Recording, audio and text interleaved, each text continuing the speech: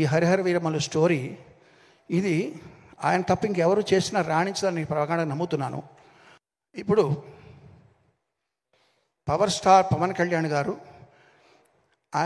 ఆయన మీరందరూ ప్రేమగా పవర్ స్టార్ అంటే నేను అనేది ఏంటంటే ఆయన మూర్తీభవించిన ధర్మాగ్రహం. ఆగ్రహం వేరు, ధర్మాగ్రహం వేరు. ఆగ్రహం మన అందరికీ వస్తుంది. మనల్ని ఎవరో పర్సనల్గా తిట్టినా, లేకపోతే మనకేదో అనుకున్నది జరగకపోయినా, మనం ట్రాఫిక్ జామ్లు ఇరుక్కున్నా, ఇవన్నీ ఆగ్రహం మన ప్రతి వాళ్ళకి వచ్చేది. ధర్మాగ్రహం అనేది సమాజం కోసమో, ప్రజల కోసమో, న్యాయం కోసమో వచ్చే ఆగ్రహం ధర్మాగ్రహం. అటువంటిది మూర్తీభవించిన వ్యక్తి ఆయనకి మాత్రమే సరిపడేలా తీర్చిదిద్దిన ఈ హరిహర వీరమల్లు స్టోరీ ఇది ఆయన తప్ప ఇంకెవరు చేసినా రాణించాలని ప్రగాఢంగా నమ్ముతున్నాను. ఫస్ట్ టైం నేను ఆయనకి చేసే సినిమా కాబట్టి ఇప్పుడు ఒక విషయం చెప్తానండి.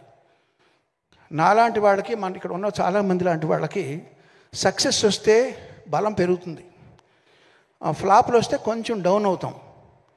అంటే ఏంటి, మన చలిమంట కాచుకున్నప్పుడు వాన పడితే ఆ మంట ఆరిపోద్ది, లేదా దాంట్లో కొంచెం పెట్రోలో లేదా కట్టెలో వేస్తే కొంచెం మంట పెరుగుతుంది. ఇలాగా జయాపజయాలతో సంబంధం లేకుండా దూసిపోయే కార్చిచ్చే పవన్ కళ్యాణ్. కార్చిచ్చు మీద ఎంత వాన పడినా అది ఆగదు. అది అట్లాంటి పవన్ కళ్యాణ్ గారికి చేసేటప్పుడు మనం ఎంత శ్రద్ధగా చేయాలి. ఫస్ట్ టైం చేస్తున్నాం, మంచి పేరు తెచ్చుకోవాలి. ఇది పైగా ఏఆర్ రత్న గారికి ఇది చాలా మంచి పేరు, డబ్బు తీసుకురావాలనే ఉద్దేశంతో బ్యాక్గ్రౌండ్స్ కూడా స్టార్ట్ చేసామండి.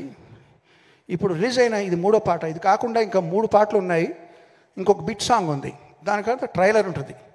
ఈ 3 పాటలు, బిట్ సాంగ్, ట్రైలర్ కలిపి 5 ఐటమ్స్ జూన్ 12వ తారీఖున ఎలా రిలీజ్ చేయాలి అనేది ఇప్పుడు నేను ప్లాన్ చేయాలి. అది తక్షణం మా ముందర ఉన్నటువంటి గురుతరమైన బాధ్యత.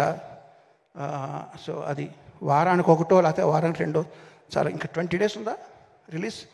ఈ 20 డేస్లో మేము ఇది కాన్సన్ట్రేట్ చేయాలి. సో అదే మా కర్తవ్యం.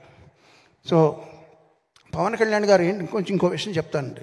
ఇందులో ఒక ఐటమ్ సాంగ్ ఉంది, తార తార అని ఐటమ్ సాంగ్. ఈ ఐటమ్ సాంగ్లో మీకు తెలుసు, మామూలుగా రొమాంటిక్ గీతాల కంటే కూడా ఐటమ్ సాంగ్లో కొంచెం శృతి మించి ఉంటాయి మాటలు. అందులో ఆయన కోసం మేము ఉద్దేశించి రాసిన కొన్ని వాక్యాలని, లేదండి నేను ఇప్పుడు బాధ్యత ఎక్కువ ఉంది నా మీద, అవన్నీ తీసేయండి, అవి కూడా మీరు తీసేసి మళ్ళీ చేయండి అని చెప్పారు. సో ఆయన నిబద్ధతకి, ఆయన తీసుకుంటున్న బాధ్యతకి అదొక నిదర్శనం.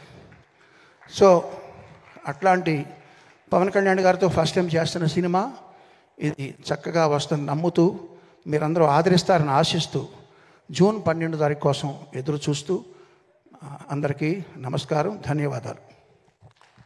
சார், எனக்கு உங்ககிட்ட ஒன்று கேட்கணும் சார். நான் ரொம்ப உங்ககிட்ட அதிகம் ரசிக்கிற விஷயம், ஆஸ்கரே கையில் வாங்கினாலும் அலட்டிக்காத யதார்த்தமும், ஒரு வெற்றி உரை வழங்கும் போது நான் எவ்வளோ பெரிய ஆள் தெரியுமா அப்படின்லாம் பீத்திக்காம, யாரெல்லாம் அதுக்கு உழைச்சாங்க தெரியுமா அப்படின்னு உழைச்சவங்க பேரை முன்னாடி வைக்கிற அந்த பெருந்தன்மை உங்ககிட்ட நான் வியந்து பார்த்துருக்கேன் சார். எப்படி தமிழ் ரசிகர்கள் ராஜா சார் மேலேயும் எஸ்பிபி சார் மேலேயும் ஒரு பெரிய மரியாதை அன்பும் வச்சுருக்காங்களோ, அதே போல் உங்கள் மேலேயும் அதே அன்பும் மரியாதையும் வச்சுருக்கோம். தமிழ் ரசிகர்கள் அப்படின்னு உங்களுக்கு என்ன சார் தோணும்?